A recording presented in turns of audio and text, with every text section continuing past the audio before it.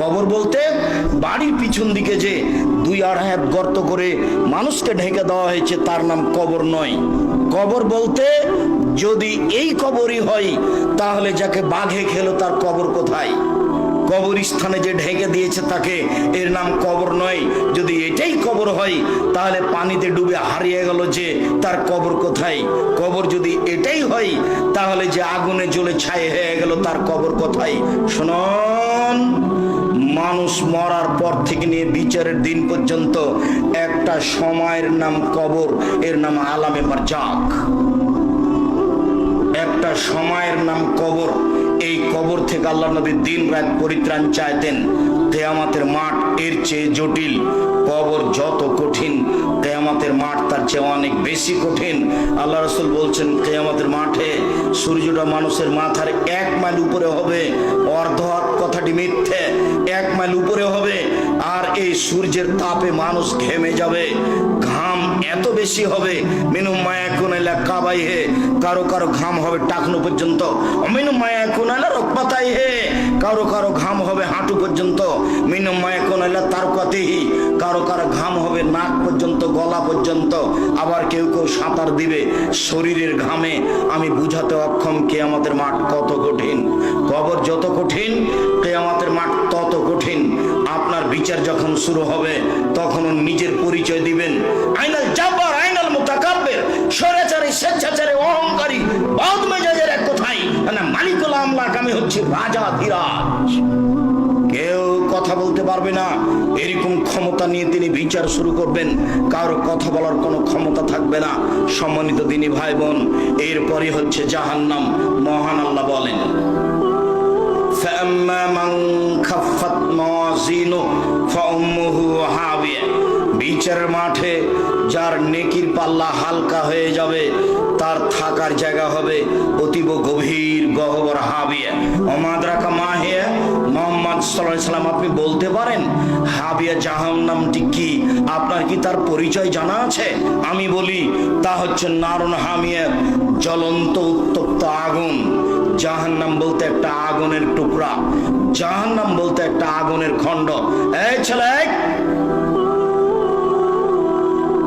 কোন বাচ্চা ছেলে যদি আপনার পাশ থেকে উঠে তাকে ঠেকানোর চেষ্টা করবেন।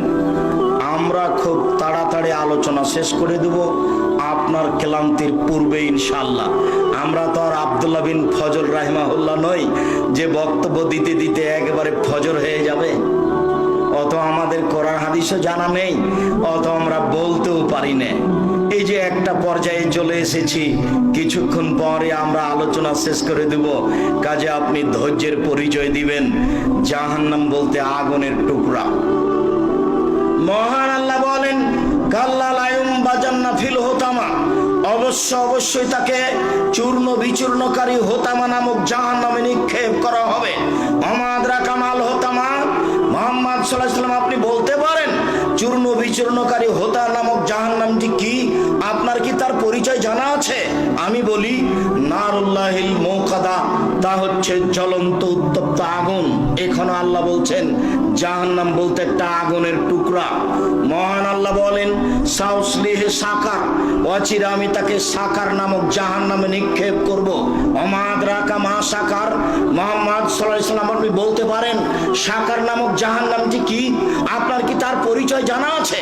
আমি বলি লা তুবকি ওয়ালা তাজার, সাকার এমন একটি জাহান্নাম যেখানে মানুষ মরবেও না, যেখানে মানুষ বাঁচবেও না।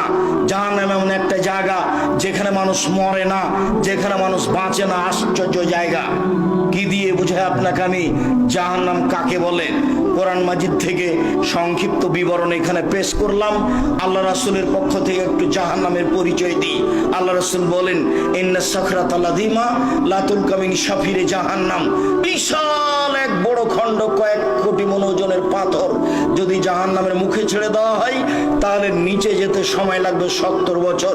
1 কোটি মণ ওজন যদি একটা পাথর 1 ঘন্টা নিচে যায় কত যেতে পারে?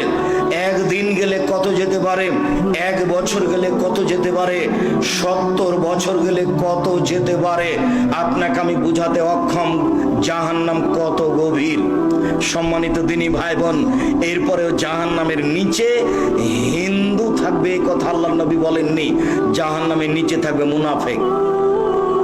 ওই যে চিনেন না আমাকে, ওই যে দোকানে বসে ল্যাংটা মেয়ে দেখছে আর আরেকজনের বদনাম করছে, এ হলো মুনাফিক। আপনি চিনতে পারেননি, ওখানে আড্ডা পিটে, ওই তো মুনাফিক। মানুষের বদনাম করলে, ঝগড়া করলে, অশ্লীল কথা বলে, সেই তো মুনাফিক। আজান হয়ে গেছে, মসজিদে যায় না, গল্প করে কাটালো, সেই তো মুনাফিক। রাত 2টায় ঘুমিয়েছে, সকাল 8টায় উঠে ফজরের সালাতে মসজিদে জানে, সেই তো মুনাফিক। আল্লাহ নবী বলছেন ও জাহান্নামের সবচেয়ে নিচে যাবে।